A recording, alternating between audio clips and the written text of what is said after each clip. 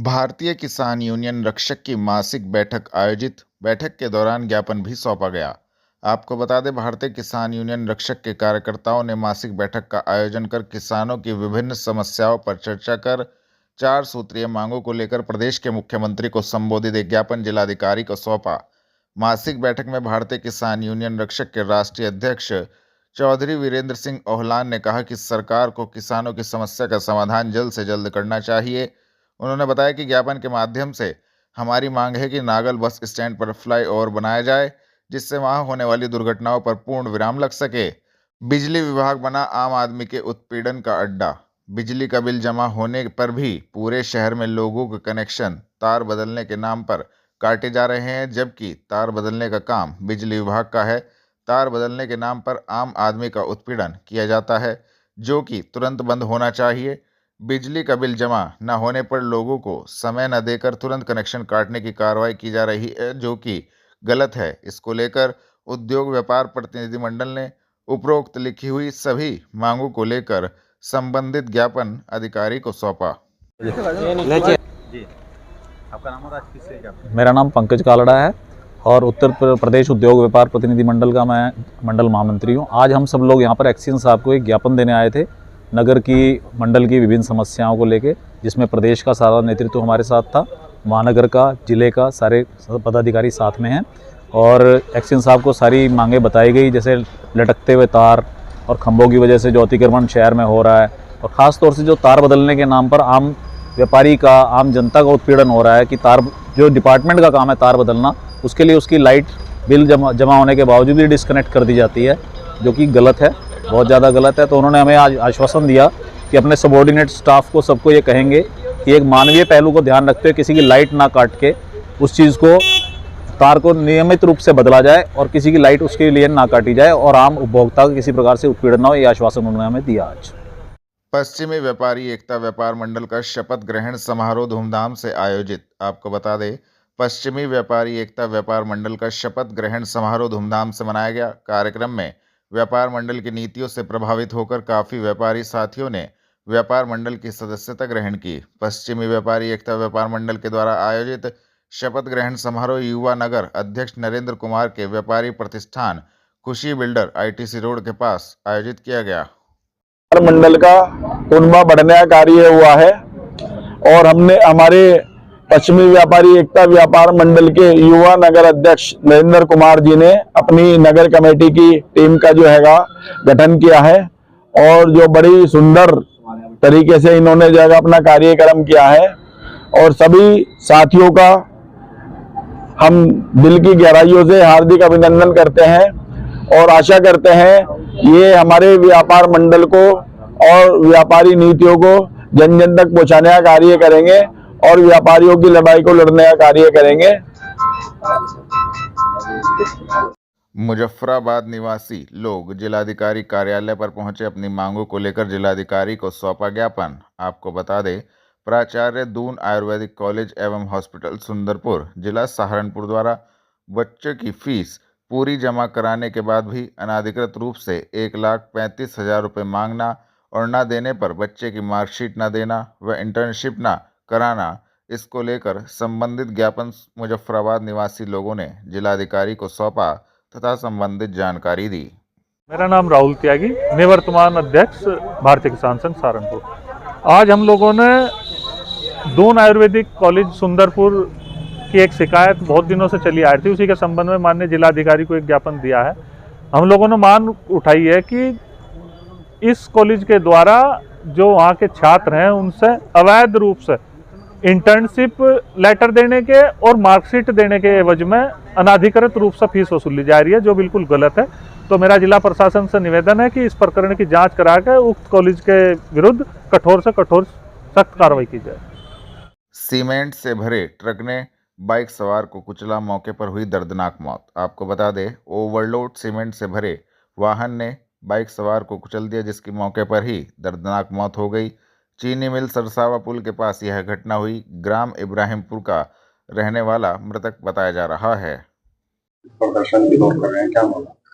आज करीब 10 बजे थाना सरसावा क्षेत्रांतर्गत सरसावा चिलकाना मार्ग पर एक व्यक्ति जो मोटरसाइकिल से जा रहा था सीमेंट से भरे हुए ट्रक से उसका एक्सीडेंट हो जाता है और उसकी मौके पे मृत्यु हो जाती है। उसके बाद यह सूचना जब थाना सरसावा को मिलती है तो थाना सरसावा पुलिस टीम मौके पर पहुंचते शव को कब्जे में लेकर पोस्टमार्टम हेतु भिजवाया जाता है और परिजनों को सूचना दी जाती है। ये जो मृतक है ये रहने वाला ग्राम इब्राहिमपुरा थाना सरसावा का रहने वाला है। इसके हादसे के बाद वहां पर जो स्थानीय लोग हैं उनके द्वारा वहां पर प्रदर्शन किया गया एवं सड़क पर बैठकर यह मांग उनकी की गई कि इस रास्ते से कोई भी भारी वाहन ना जाए, जिसकी सूचना पर क्षेत्राधिकारी एवं जो राजस्व विभाग के तहसीलदार वो भी मौके पर पहुंचे और उन्हें फिर आश्वासन दिया गया तथा रूट डायवर्जन के लिए भी उनसे वार्ता की गई और उच्च अधिकारियों को भी सूचना दी गई है। उसमें आगे से रूट डायवर्जन भी उस रास्ते पर कराया जाएगा और फिर उसमें आवश्यक कार्रवाई की जा रही है। सर क्या कोई कार्रवाई है गाइडर को तब किया गया पुलिस वाले? जी हाँ, पुलिस द्वारा जो है जो खनन ये सीमेंट से भरा हुआ जो ट्रक था उसे पकड़ लिया गया है और उस पर आगे की कार्रवाई की जा रही है। मिशन शक्ति के तहत नगर निगम में मेहंदी प्रतियोगिता का हुआ आयोजन, कार्यक्रम हुआ आयोजित। आपको बता दें नगर निगम में हिना की सुर्खी हाथों पर उतर आई। अवसर था मिशन शक्ति के तहत नगर निगम परिसर में मेहंदी प्रतियोगिता का। सोमवार दोपहर 3 बजे प्रतियोगिता में 1 दर्जन से अधिक प्रतियोगियों ने हिस्सा लिया।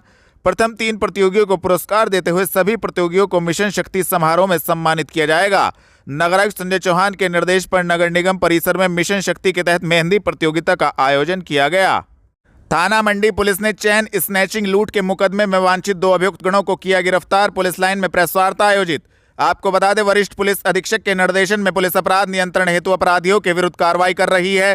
थाना मंडी पुलिस ने चैन स्नैचिंग लूट के मुकदमे में वांछित 2 अभियुक्तगण इरशाद उर्फ लड्डू, अंकुर उर्फ पंकज को गिरफ्तार करने में महत्वपूर्ण सफलता प्राप्त की है, जिनके कब्जे से 2 चैन के टुकड़े, 1 मोटरसाइकिल, 2 नाजायज चाकू एवं 12,300 रुपये नगद बरामद किए गए हैं। इस संबंध में सोमवार शाम 4 बजे पुलिस लाइन में प्रेस वार्ता आयोजित हुई, जिसमें एसपी सिटी अभिमन्यु मांगलिक ने संबंधित जानकारी दी। जी सर, क्या पूरा मामला है? जो इनामी जो बदमाश है इनकी गिरफ्तारी की गई है, किन मामलों में वांछित चल रहे थे, क्या पूरा मामला? जी, थाना मंडी पुलिस द्वारा ये 2 जो बदमाश हैं इनको पकड़ लिया गया, जिसमें से एक 15,000 रुपए का जो इनामी है, जिसपे करीब 22 से 25 मुकदमे हैं। इरशाद और लड्डू ये थाना क्षेत्र खाला पार्क मुजफ्फरनगर का रहने वाला है और इसके साथ एक अंकुर कश्यप जो थाना रमाला जिला बागपत का रहने वाला। ये दोनों मिलकर गैंग बनाकर इन्होंने बैक टू बैक काफी घटनाओं को अंजाम दिया था। इन्होंने सबसे पहले यहाँ पे थाना जिला सहारनपुर में थाना मंडी में एक चेन स्नैचिंग करी थी 1 अक्टूबर को। उसके बाद इन्होंने देवबंद में कोई घटनाएं करी थी चेन स्नैचिंग की। देवबंद से इन्होंने एक मोटरसाइकिल चोरी भी की थी। शामली और बिजनौर में भी इन्होंने चोरी की बात है उसको भी कबूला है। तो इनके द्वारा लगातार 1.5 महीने से पिछले 1.5 महीने में काफी बैक टू बैक घटनाएं करी गई थी। हमारी चेन स्नैचिंग की जो घटना 1 अक्टूबर को हुई थी, इसमें सीसीटीवी फुटेज में इनके चेहरे क्लियर आए थे। दोनों को सीसीटीवी फुटेज को ट्रैक करते करते हमारी टीम भगवानपुर हरिद्वार तक पहुंची थी। वहां पर मुखबिरों द्वारा हमें ये ज्ञात हुआ था कि इनका चेहरा दिखा के कि ये जो इरशाद और लड्डू है मुजफ्फरनगर का ओरिजिनली रहने वाला था, लेकिन ये अपने ठिकाने बदल बदल के उत्तराखंड में कहीं छुप कर रह रहा है और अभी पुलिस ने इनको गिरफ्तार कर लिया है। कोर्ट के सामने इनको पेश किया जा रहा है। इनके पास से जो हमारे यहाँ चेन स्नैचिंग घटना में चेन टूटी थी वो इनसे बरामद कर ली गई है, उनके टुकड़े बरामद कर लिए गए हैं और बाकी जो इन्होंने बाकी चोरियां की थी उसमें जो सामान बेचकर जो कैश मिला था इनको उसकी बरामदगी की गई है। सर गैंग में कोई और लोग भी हैं? कहाँ पर ये लोग रहते थे? क्योंकि बाहर के हैं लोग, बागपत के, मुजफ्फरनगर के, सहारनपुर में कहाँ रहते थे? किस प्रकार से अंजाम देते? इसमें जो ये इरशाद और लड्डू है करीब 8 से 9 साल जेल में रहा। जब ये जेल में था तभी इन दोनों की मुलाकात हुई थी। दोनों अलग अलग मुकदमों में बागपत जेल में अपनी सजा काट रहे थे, तभी इन दोनों की मुलाकात हुई।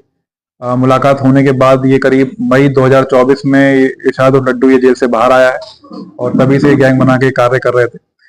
मुजफ्फरनगर में इनमें काफी मुकदमे थे और वहां पे पुलिस की निगरानी को देखते हुए ये लोग उत्तराखंड में विकास नगर में एक अपना इन्होंने ठिया बना रखा था, वहां पे रह रहे थे। कोई और लोग भी साथ ना करें? नहीं, अभी पूछताछ में कभी और किसी और की संलिप्तता अभी तक इसमें सामने नहीं आई है। थाना जनकपुरी पुलिस ने शातिर वाहन चोर को चोरी की 2 कार सहित एसबीडी अस्पताल के पास से किया गिरफ्तार की कार्रवाई। आपको बता दें वरिष्ठ पुलिस अधीक्षक के निर्देशन में पुलिस अपराध नियंत्रण हेतु अपराधियों के विरुद्ध कार्रवाई कर रही है।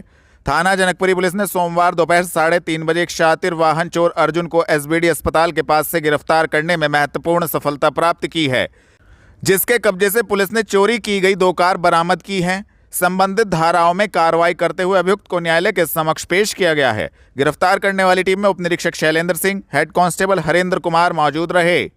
सिटी कोतवाली क्षेत्र अंतर्गत चोरों का आतंक, घर के बाहर खड़ी साइकिल को ले उड़ा चोर, घटनाक्रम सीसीटीवी में कैद। आपको बता दें, सोमवार दोपहर 1 बजे से एक सीसीटीवी सोशल मीडिया पर सामने आया है। यह सीसीटीवी थाना सिटी कोतवाली क्षेत्र अंतर्गत एक मोहल्ले का बताया जा रहा है, जिसमें एक चोर घर के बाहर खड़ी साइकिल को चुरा कर ले गया। पूरा घटनाक्रम पास ही में लगे सीसीटीवी कैमरे में कैद हो गया। पुलिस चोर की तलाश में जुट गई है। सीसीटीवी फुटेज के आधार पर चोर की तलाश की जा रही है। कलेक्ट्रेट पहुंचे भारतीय किसान यूनियन महाशक्ति ने जनपद में फैल रहे प्रदूषण पर रोक लगाए जाने की करी मांग, दी जानकारी। आपको बता दें, कलेक्ट्रेट में भारतीय किसान यूनियन महाशक्ति के किसान जिला वरिष्ठ प्रभारी रविंद्र त्यागी के नेतृत्व में सोमवार दोपहर 1:30 बजे पहुंचे, जिसमें उनका कहना था कि जनपद में लगातार प्रदूषण फैल रहा है और जगह जगह भट्टों व चरखियों पर रबड़ जलाई जा रही है। प्रशासन उन पर कोई कार्रवाई नहीं करता और जो किसान हरियाली उगाता है, अगर वह पराली जला देता है तो उन पर कार्रवाई की जाती है, जिसको लेकर संबंधित जानकारी दी गई। मैं रविंद्र त्यागी, जिला वरिष्ठ प्रभारी सहारनपुर। आज हमने श्रीमान जिलाधिकारी महोदय को ज्ञापन दिया है, क्योंकि प्रदूषण की बहुत ही गंभीर समस्या है और इस संबंध में पहले भी कहा था। आजकल ये हो रहा है, अगर किसान कहीं भी अपनी पराली जला रहा है या गन्ने की पत्ती जला रहा है तो उस पर तुरंत जुर्माना लगाया जा रहा है। और जो ये कोल्लू है, ईंट भट्टे हैं, वो सुबह से लेकर शाम 24 घंटे इतना जहर उगल रहे हैं, उस पर किसी का ध्यान नहीं है। सबकी नजर है तो किसान के ऊपर है, जबकि किसान 24 घंटे काम करता है, साल में 11 महीने हरियाली पैदा करता है। एक महीना अगर किसी कारण से अगर थोड़ा बहुत जला भी दिया तो उस पर भारी जुर्माना लगाया जा रहा है, जो बिल्कुल ही सरकार के द्वारा किसान का जो है पूरी तरह शोषण किया जा रहा है। ये चरखी पे जो है खुलेआम जूते, चप्पल, रबड़, पुराने टायर, पूरी गंदगी। अगर आप कभी जाएं, देखिए कोल्लू के पास को आप निकल नहीं सकते हैं। लगे नई नई बीमारी तैयार हो रही है, सांस लेना मुश्किल हो रहा है। बच्चे जो है बिल्कुल पूरी तरह से बीमार हो रहे हैं और हार्ट पेशेंट बढ़ते जा रहे हैं। रोजाना नई नई बीमारी हो रही है। मेरा सरकार से अनुरोध है कि इनके विरुद्ध जल्द से जल्द और सख्त से सख्त कार्रवाई की जाए। आज हम जिलाधिकारी सहारनपुर के कार्यालय पर पहुंचे हैं। जैसे आप सभी को पता है कि आजकल प्रदूषण की समस्या बहुत विकराल रूप ले चुकी है। क्षेत्र के अंदर अधिकतम कोल्लू, भट्टे, जूता चप्पल का जलाने का प्रयोग कर रहे हैं। उनको बार बार चेतावनी देने के बाद भी वो लोग अपनी हरकत से बाज नहीं आ रहे हैं। कुछ दिन पहले भी हमने एसडीएम साहब को, सदर को ज्ञापन दिया था, किंतु उस पर कोई कार्रवाई नहीं हुई है। इसी संबंध में आज हम लोग जिलाधिकारी महोदय के पास आए हैं कि इस समस्या का जल्द से जल्द निवारण हो और ये जो गलत मटेरियल का प्रयोग किया जा रहा है, जलाया जा रहा है, जो पर्यावरण को दूषित किया जा रहा है, फिर जल्द से जल्द लगाम लगे। पुलिस लाइन पहुंचे सहारनपुर लोकसभा कांग्रेस सांसद इमरान मसूद ने वक्फ बिल संशोधन को लेकर दी प्रतिक्रिया। आपको बता दें, सोमवार दोपहर 1 बजे सहारनपुर लोकसभा कांग्रेस सांसद इमरान मसूद पुलिस लाइन पहुंचे। सरकार के द्वारा वक्फ की संपत्तियों को लेकर कानून में संशोधन करने का निर्णय लिया जा रहा है, जिसको लेकर लगातार मुस्लिम धर्मगुरु और मुस्लिम समुदाय के लोगों में यह बिल संशोधन चर्चा का विषय बना हुआ है। इस संबंध में इमरान मसूद ने कहा कि जिस तरह से वक्फ की संपत्तियों के ऊपर सरकार की नजर टिकी हुई है, इसी तरह मठ मंदिर के पास भी अधिक संपत्ति है। सरकार को उस पर भी सोच विचार करना चाहिए। इमरान जी वायनाड गए थे, क्या मामला है? किस तरह से? देखिए, वक्फ बोर्ड की जो स्थिति है, वक्फ बोर्ड का जो बिल आया था वो पूरी तरीके से असंवैधानिक है। कल मैं चेयरमैन साहब का भी स्टेटमेंट पढ़ रहा था, मुझे नहीं समझ में आया कि वो जो स्टेटमेंट दे रहे हैं उस बिल के अंदर तो उसके बिल्कुल अगेंस्ट बात है। उस बिल में तो सीधा सीधा कहा गया कि वक्फ डीड चाहिए, 6 महीने में आपको रजिस्ट्रेशन कराना होगा। वक्फ बाय यूजर खत्म करेंगे, तो वक्फ बाय यूजर खत्म करेंगे तो डीड जब नहीं होती थी, वक्फ की तो 90% प्रॉपर्टी सदियों पुरानी है, मतलब 100 साल, 150 साल, 200 साल, 400 साल। तो जो प्राचीन मठ और मंदिर हैं उनकी प्रॉपर्टी भी सदियों पुरानी है। इनके पास किसी के पास भी डीड नहीं है। ये बाय यूजर के अंदर ही जो गवर्नमेंट का पत्र होता है, जो गजट नोटिफिकेशन होते हैं, उसके अंदर सरकार द्वारा उस समय की सरकारों द्वारा या उस समय के शासकों द्वारा कब्रिस्तान, दरगाह, खानकाह, मठ, मंदिर, मस्जिद ये दर्ज है। तो इनको हटाने की बात आप कर रहे हो, तो आप किस प्रकार से ये बात कह दोगे कि इनके ऊपर फर्क नहीं पड़ेगा। दूसरी चीज, आप लिमिटेशन एक्ट खत्म कर रहे हैं, आप कह रहे हैं कि हम वक्फ की प्रॉपर्टी बचाना चाह रहे हैं। आप लिमिटेशन एक्ट हटा दोगे तो वक्फ की प्रॉपर्टी बचेगी कहाँ? एडवर्स पोजीशन के अंदर सब लोग दावे में जाएंगे और एक अपने दावे वो करेंगे और सुप्रीम कोर्ट के उसके ऊपर आप देख लीजिए क्या होगा। तो सारी प्रॉपर्टी को खुर्द-बुर्द करने की तैयारी है। और ये बिल जो है, चूंकि संविधान की धारा 14, धारा 25, धारा 26, धारा 29 और 30 के अंदर हमें अपने धार्मिक कृत्यों को करने की आजादी, हमें अपने धार्मिक संस्थाओं को चलाने की आजादी, हमें अपने जो धार्मिक कार्य करने का हमें उसके लिए पूरी तरह से आजादी है। ये उसके ऊपर पूरी तरह से ओवरलैपिंग है। वक्फ कोई ऐसा नहीं है, कहते हैं आप कहते हैं कि आप वक्फ जो है किसी ने भी कहाँ कह दिया और वहां वक्फ हो गया, ऐसा नहीं हो सकता। वक्फ वही आदमी कर सकता है जिसकी प्रॉपर्टी का ओनर हो। प्रॉपर्टी का ओनर ही वक्फ कर सकता है। मैं आपकी प्रॉपर्टी को वक्फ नहीं कर सकता, नंबर 1। दूसरी बात करें, असीमित पावर इनके पास थी। क्या असीमित पावर थी साहब? अगर मैं यहाँ खड़े होकर के कोई बोलने लगे कि साहब घंटाघर को वक्फ कर दो, तो वक्फ थोड़ी हो जाएगा। वक्फ के लिए प्रॉपर उसके लिए तरीका है, प्रॉपर तरीके से ही वक्फ होगा। वक्फ एक मुसलमान का फरीजा है और वो अपना जो जमीन है या जो भी चीज है, जब तक उसका मालकाना हक नहीं होगा तब तक वो वक्फ ही नहीं हो सकता। उपचुनाव होना है, क्या मानते? जीतेंगे भाई, जुड़ेंगे और जीतेंगे इंशाल्लाह।